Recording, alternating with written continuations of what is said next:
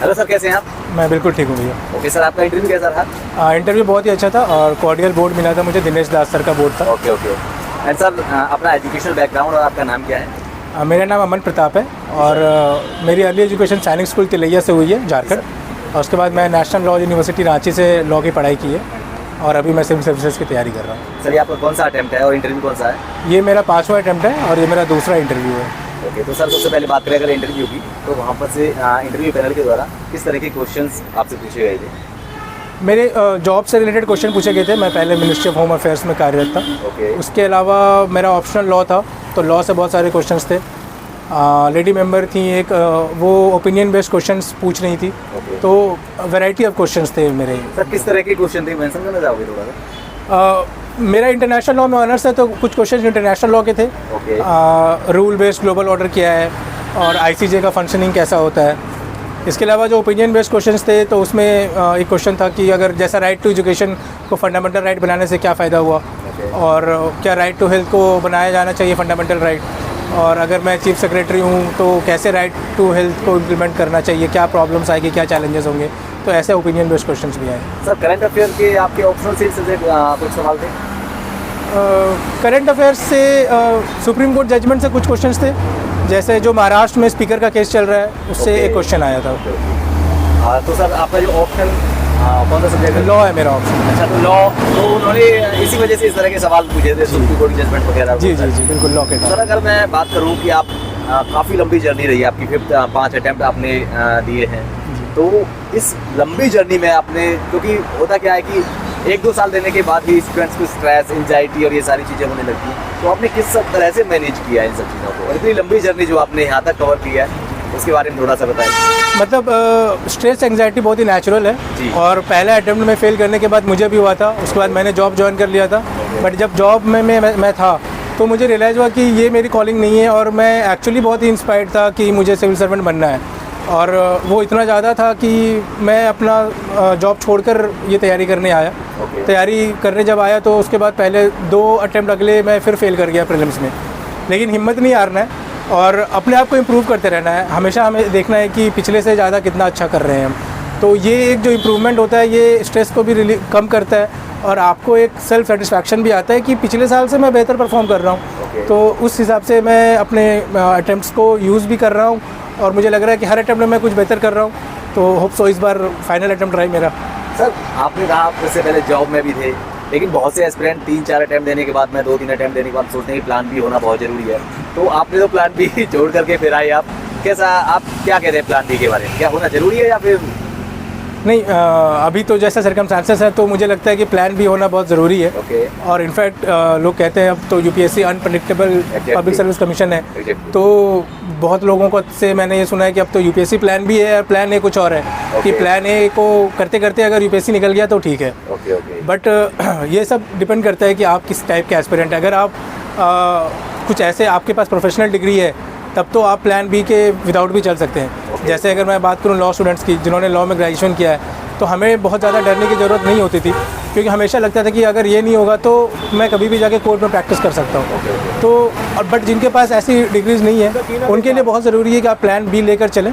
But plan B का मतलब ये नहीं है कि आप यूपीएससी की तैयारी को बिल्कुल छोड़ दें, क्योंकि कंपटीशन इतना टफ है कि आप एवरेज तैयारी से अब निकालना बहुत ही मुश्किल लगता है। सर, अब बात करके प्रीलिम्स की, तो सर प्रीलिम्स में क्योंकि बहुत ज़्यादा अनप्रेडिक्ट क्वेश्चन आ रहे हैं हर साल और टफ होता जा रहा है, तो आपकी क्या स्ट्रेटजी रही थी सर प्रीलिम्स को क्रैक करने के लिए? मैंने ये लास्ट 2 अटेम्प्ट में प्रीलिम्स क्रैक किए, तो 2 चीज़ें जो मैंने चेंज किया था पहले से, कि करंट को पे ज़्यादा फोकस ना करते हुए मैंने स्टैटिक को ज़्यादा फोकस किया। मेरा टारगेट ये था कि स्टैटिक पोर्शंस के कोई भी क्वेश्चंस गलत नहीं होने चाहिए। और दूसरा, पहले 3 अटेम्प्ट्स में मैं 90+95 के राउंड क्वेश्चंस अटेम्प्ट करता था। वो मैंने बाद में अपने टेस्ट, मॉक टेस्ट लगाने के बाद रियलाइज़ किया कि उससे मेरा नेगेटिव एरिया ज़्यादा जा रहा था। तो ये जो लास्ट 2 अटेम्प्ट्स मैंने क्वालिफाई किए, इसमें मेरे अटेम्प्ट्स थे 75 एंड 78। तो कभी कभी आप कम क्वेश्चंस अटेम्प्ट करके भी कट ऑफ क्लियर कर सकते हो। तो आप, लेकिन ये स्टूडेंट को पहले एनालाइज़ करना पड़ेगा कि आप कौन से वाले कैटेगरी में आते हो, आपकी एक्यूरेसी ज़्यादा अच्छी है या आपकी प्रोबेबिलिटी ज़्यादा अच्छी है। तो वो एक चेंज। तो सर, आप थोड़ा सा रिसोर्सेज के बारे में थोड़ा मेंशन करेंगे कि आपने कौन कौन से रिसोर्सेज फॉलो किए थे? रिसोर्सेज बहुत ही स्टैंडर्ड जो सभी लोग फॉलो करते हैं। पॉलिटी के लिए लक्ष्मीकांत हो गया, और मॉडर्न इंडिया के लिए स्पेक्ट्रम हो गया, शंकर IAS और PMF IAS दोनों मैंने पढ़ा था इन्वायरमेंट के लिए। इकोनॉमी के लिए मृणाल सर के नोट्स पढ़े थे। साइंस एंड टेक एक ऐसा सब्जेक्ट है जिसके नोट्स और बुक्स वगैरह मिलना थोड़ा सा टफ हो जाता है, तो आपने क्या फॉलो किया था उसके लिए? देखिए, साइंस एंड टेक के लिए मेरा सिंपल स्ट्रैटेजी था कि आप PD 365 कर लीजिए। मतलब अगर उससे 4-5 क्वेश्चन आएंगे साइंस एंड टेक से जो बिल्कुल करंट रिलेटेड ही होंगे, अगर आप वो कवर करके जाते हैं तो अच्छा है। और न्यूज़पेपर को बहुत ही रिलीजियसली फॉलो करना ज़रूरी है, क्योंकि मैं न्यूज़पेपर नोट्स हमेशा रेगुलरली बनाता हूँ। तो उसमें जो भी science and tech Indian express में जो एक्सप्लेन सीरीज़ आता है साइंस एंड टेक का, उसमें से बहुत बार क्वेश्चंस आ जाते हैं। जैसे मिसाइल टेक्नोलॉजी के बारे में क्वेश्चन आया था, तो ये सब न्यूज़पेपर से आप निकाल सकते हैं। सर, आपने प्रीलिम्स के बारे में बहुत ही अच्छे से आपने सारा कुछ क्लियर कर दिया। बस बात करें अगर मेंस की, तो मेंस में सर आंसर राइटिंग अप्रोच क्या होनी चाहिए? क्योंकि मेन चीज़ आंसर राइटिंग ही है, जिससे आप स्कोर करेंगे, क्रैक करेंगे और आपकी रैंक उसी से बनेगी।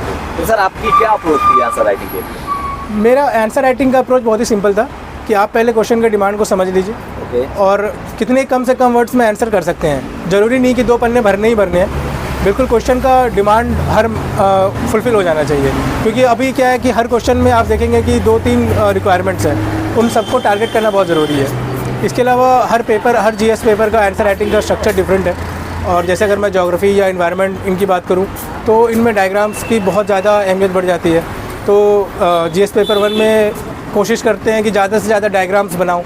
GS 2 में आंसर स्ट्रक्चर तो बहुत ही सिंपल रहता है, बट उसमें फोकस ये रहता है कि कितने अगर कॉन्स्टिट्यूशन से रिलेटेड क्वेश्चन है, जो जजमेंट्स आ रहे हैं, जजमेंट पे फोकस किया जाए, और आर्टिकल्स कितने ज़्यादा से ज़्यादा साइट कर सकते हैं, क्योंकि लॉ स्टूडेंट होने के नाते थोड़ा आर्टिकल्स पता होता है मुझे, तो वो मैं अपने आंसर्स में इंक्लूड करता हूँ। GS 3 is all about data.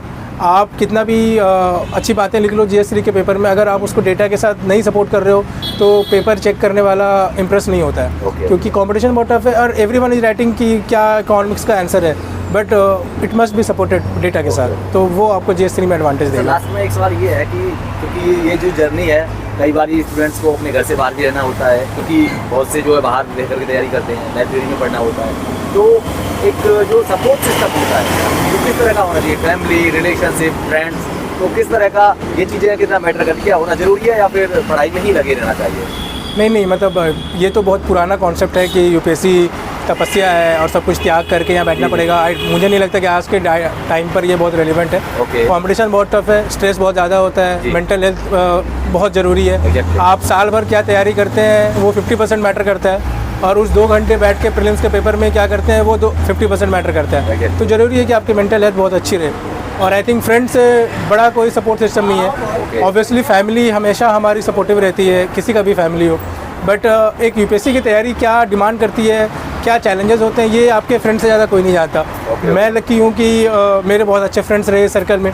बहुतों ने मेरे साथ तैयारी शुरू की और छोड़ भी दिया तैयारी, लेकिन हमेशा मुझे सपोर्ट किया कि यार तुम्हारा हो जाएगा, मतलब आप इम्प्रूव करते रहो। तो वो फ्रेंड्स का सपोर्ट बहुत इंपॉर्टेंट है। लास्ट में सर, जो 2024 के लिए अपीयर कर रहे हैं स्टूडेंट्स, उनको क्या कहना चाहेंगे आप? क्या मैसेज रहेगा? मेरा बहुत ही शॉर्ट मैसेज है कि यार आप स्टैटिक अच्छे से करो। स्टैटिक में गलती करोगे तो पीछे हो जाओगे, करंट अगर गलती करोगे तो वही रहोगे, क्योंकि सभी लोग करंट में गलत करेंगे। तो और बाकी all the best to everyone who is appearing.